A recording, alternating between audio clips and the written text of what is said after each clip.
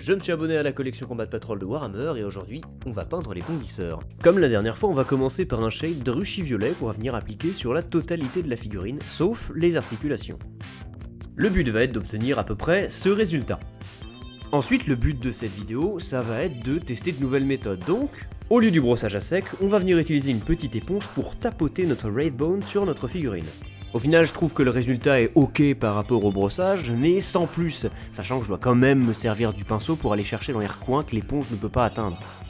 Maintenant, comme la dernière fois, on va venir appliquer le Leviathan Purple sur toutes les parties chitineuses de notre figurine, du Carbure Crimson sur les articulations et les chairs apparentes, et puis du Black Legion sur les griffes, cornes, pointes et sabots. Pour donner du relief à la carapace, on va utiliser du Genestealer Purple qu'on va venir brosser à sec. Puis pour éclaircir encore un petit peu, on va utiliser le Cacophony Purple de la même façon.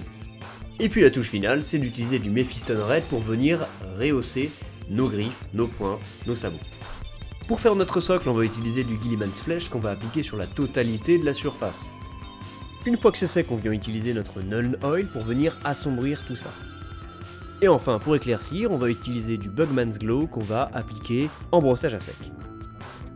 On répète l'opération 2 fois, et voilà notre unité de bondisseur de Von Ryan prête à bondir au combat. N'hésite pas à t'abonner, je fais toute la combat de patrol.